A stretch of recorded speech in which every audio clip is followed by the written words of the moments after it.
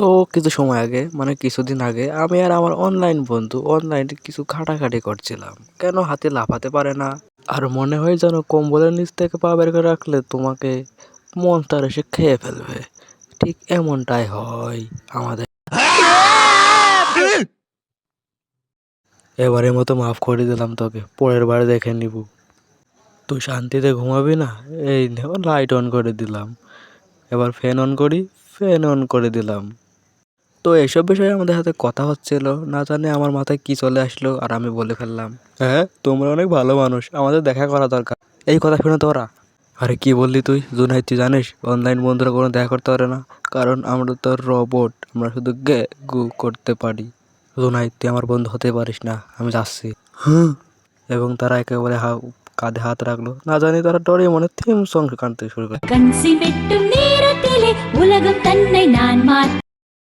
হ্যাঁ, sorry guys, এমন কিছু হয়েছিল না, বেশ কিছুদিন ধরে আমার সময়টা ভালো যাচ্ছে না, এই কারণে আর কি। সারপ্রাইজ ভাবে আমার ঘুরতে যাওয়া বিষয়টাকে তারা গুরুত্বপূর্ণ সহকারে নিল, আর এইভাবে আমরা পুরো ঢাকা শহরে ঘুরবো, আমাদের এইরকম প্ল্যান হয়।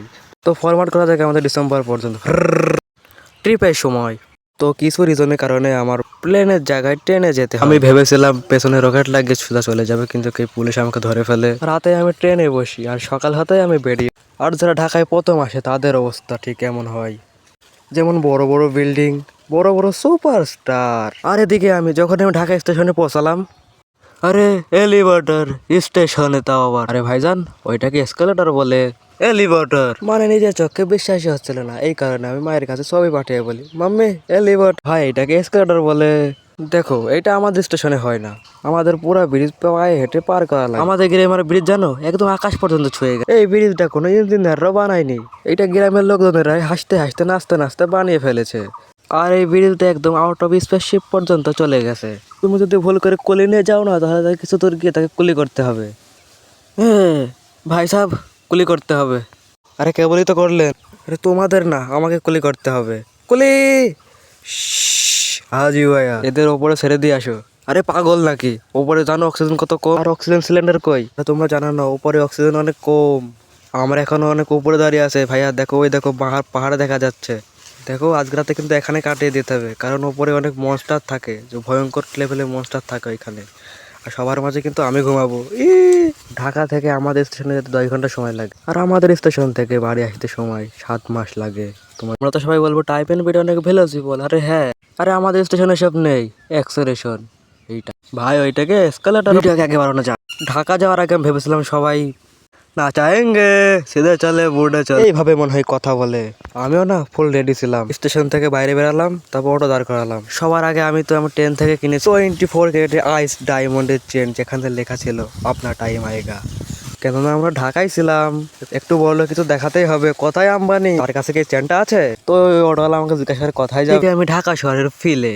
কি বলছো অটোওয়ালা চাচা, অন্ধকারে যাবে কি? চলো না, অন্ধকারে না চাই আমরা সবাইকে। অন্ধ অন্ধ অন্ধ অন্ধ অন্ধকারে তুই অটোতে কেন বসে আছো? ল্যাম্বরগিনি নাও, অন্ধকারে তুমি আসো। আরে চাচা কেমন, পালা পালা পালা। আরে মাদার করার দেখা স্নালি করে। আরে এখনো বেশি দূর যায়নি, অটোতে ডলে দিতে পারবো। আমরা আমাদের ঢাকা অ্যাপার্টমেন্টে চলে আসি, ওখানে আমরা একটু রেস্ট করি। স্টেশন থেকে অ্যাপার্টমেন্ট পর্যন্ত আমরা দৌড়ে দৌড়াতে এসেছি। অটোওয়ালা পিছে পড়েছিল, কেন পিছনে পড়ে আছো আমাদের, যাও না। আরে না, মজা করছিল। 700 টাকায় অ্যাপার্টমেন্ট পর্যন্ত আসতে লাগছিল। 700 টাকায়, 700 টাকায় তুমি কি জানো ঢাকায় কি কি করতে পারবা? 700 টাকায় তুমি 700 টাকায়, 700 টাকায় 700 টাকায় তুমি ওই যে ট্যাক্সিতে ছিল, সেই ট্যাক্সিতে তুমি বাড়ি চলে যেতে পারবে। ভাই সাহেব আমি 750 টাকা করে ফেলেছি। ঢাকা তো দামি, এই ঢাকা। তো আমি আর আমার এই বন্ধু সবার আগে আগে চলে এসেছিলাম। তো আমাদের কাছে আর করার মতো কিছু ছিল না। তখনই আমার এক বন্ধু মলে দেখা করতে বলে 700 টাকা লাগিয়ে। আমার সেই বন্ধুটা মুভি দেখার অফার করে, মুভিটার নাম আফটার। মুভিতে সেরকম কিছু ছিল না, কিছু ন্যাংটা লোক রোবট মেশিন থেকে পালাচ্ছিল। এই মুভিটা আমি বহুত আগে 3D-তে দেখেছিলাম, বেশি কিছু চেঞ্জ হয়নি, শুধু ওই ন্যাংটা লোকের আমার পাশ থেকে পালাচ্ছিল। আমরা এই যুদ্ধ জিতে ছাড়বো স্যার, এইসব তো বুঝলাম, কিন্তু ওই লোকটাকে হ্যাঁ হ্যাঁ আরে ও আমাদের মুভি দেখছে 3D-তে। ও তো বহুত মজা আয়েগা, তাহলে তো ওর পাশ থেকে যাবো, কই ওকে টাচ করবো না সবাই, কিন্তু ওকে টাচ করবো না ভুল করে। হ্যাঁ আমি তো মুতে আছি, আমার হাতে মুত লেগে গেছে, আমি ওর হাতে লাগিয়ে দেবো, ও তাহলে আরে ভাববে মুভিটা আরো রিয়েল, এবার চপচাপাকে দেবো। তো গাইস ভিডিওটা ভালো লাগে।